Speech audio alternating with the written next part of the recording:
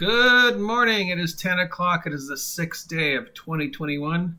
I'm your grumpy guide to old things gaming. I put the old in old school renaissance.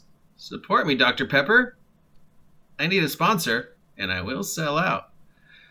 So you're going to hear me use the word OGL and OSR a lot because it's also Mega Dungeon March, which means we'll be doing a Mega Dungeon sometime today and tomorrow, as we have done every March. And words that will come to be used during Mega Dungeon March, and generally the words I use a lot on this site is OSR and retro clones. But I haven't really bothered to explain what that means in a while. So let's try to explain what the OSR is as simply as possible, because even I'm not sure. I'm not sure anybody's sure. But bare bones, according to Wikipedia, it is OSR games encourage a tonal fidelity to Dungeons and Dragons as it was played in the past. Less emphasis on linear adventure plots and overarching meta plots, and greater emphasis on randomness, player agency, stuff like that. Less than optimal. So if we're considering what the tonal means in the old school revival, OSR stands for old school revival or old school role playing, if I didn't send that. So it's trying to emulate what people, it's basically nostalgia. It's people remembering the way they played Dungeons & Dragons. Most of them are Dungeons & Dragons. There are a few OSR games or games that fall broadly under the OSR that aren't Dungeons & Dragons. But basically, it's games that have come out in the last 10 years that try to emulate what people remember the tone of D&D being 0th edition, 1st edition, 2nd edition, 3rd edition. There's even some that emulate 4th, 3.5, blue box, red box, blue home, Hargrave, whatever. We have these different versions of D&D. And then people are like, oh, I really liked playing the blue book, and I can't find the blue book anymore. But, and I've got some of the rules here, and it's not in print. But I want to sort of also make it more up to date with, I've had all these years of experience, and I know what works and what doesn't work. So I'm going to, tweak it a little. It doesn't. So whatever. And then they release it because the OGL made it so you could release D&D product and not get in trouble. Some of them follow Dungeons & Dragons as we know it. The 6 stats, armor class, hit points.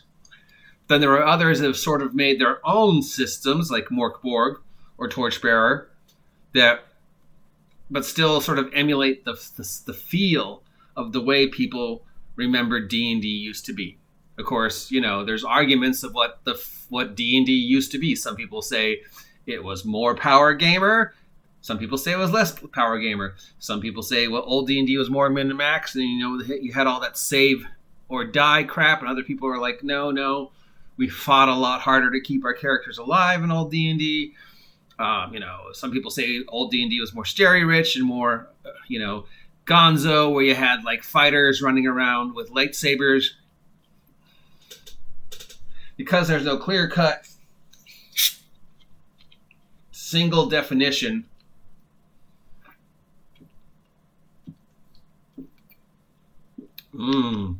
Dr. Pepper and cream soda. But I don't know. My OSR, my old school memories, and thus my old school system of choice might be completely different than Aaron the Pedantic's. Shout out to Aaron the Pedantic. Choice. It might be completely different than, Susan Wells or whatever. So it's really hard to boil it down, like what stuff. And what makes it worse is there are a lot of them. So, and I found an article.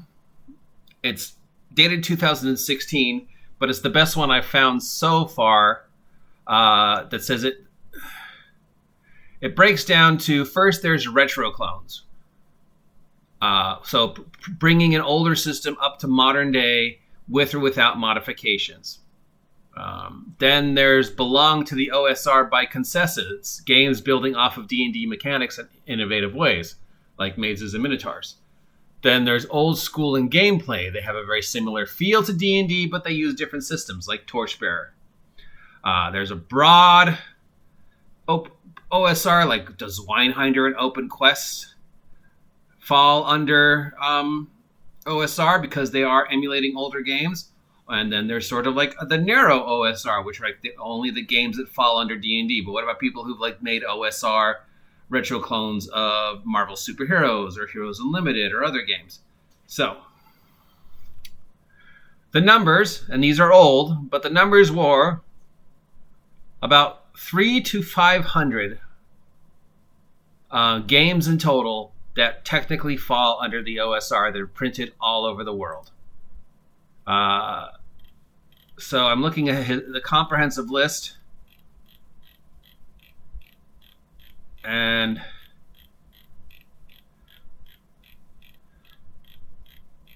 we're looking at,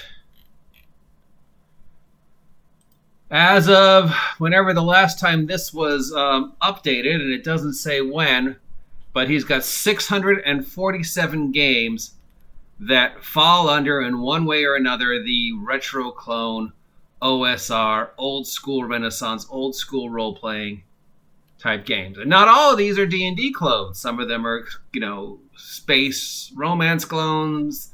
Some are superheroes. Some are post-apocalypse. Some are cyber. Here's one that's a cyberpunk. So, it's trying to, here's one, here's a pulp game. Here's a Thunder the Barbarian style game. Does Pathfinder count as an OSR? So I think it's really just whatever I don't know if there's a right answer. So I don't know if I can explain it. I will post this list for you to look at. But basically, boiled down, bare bones, games that try and emulate the older school of games. When does a game stop being old school? I guess, I don't know, because there's one of Cyberpunk in here. Is Cyberpunk really that old that it would need an fall under the OSR? Pathfinder's not here, and it's only 10 years old. Does that count? I mean, when is it, like anything before 4th edition, anything before 5th edition, or just anything that was played by people my age when we were kids in the 70s, 80s, and 90s that we want to re-emulate? I don't know. I don't know if there's a right answer. My OSR will be completely different than your OSR. Your OSR will be completely different than Aaron the Pedantic's OSR. Shout out to OSR. Aaron's will be completely different than Grim Jim's. Shout out to Grim Jim. Grim Jim's will be completely different to Satine Phoenix. Shout out to Satine Phoenix. We each have our own nostalgic memory of the way we think the game used to be when we played it, and we're trying to re-emulate that feeling in today's gaming society. Maybe. But it's a word I'm going to use, so I've tried to explain it. Never let it be said, at least I didn't try. I'm your grumpy guide to all things gaming, the OGGM. If you appreciate this content and want to see more, comment down below. And if you don't appreciate this content and want me to shut up, let me know why. If you haven't had a chance to subscribe yet, please subscribe. Help me hit 500 subs by August 4th, and we'll do 100 something crazy. Don't forget, the 350th sub wins a copy of Mutants and Masterminds. And the other usual stuff that you say at the end of these vlogs. Have a great day. I will be back soon with Mega Dungeon March. Oh, yeah.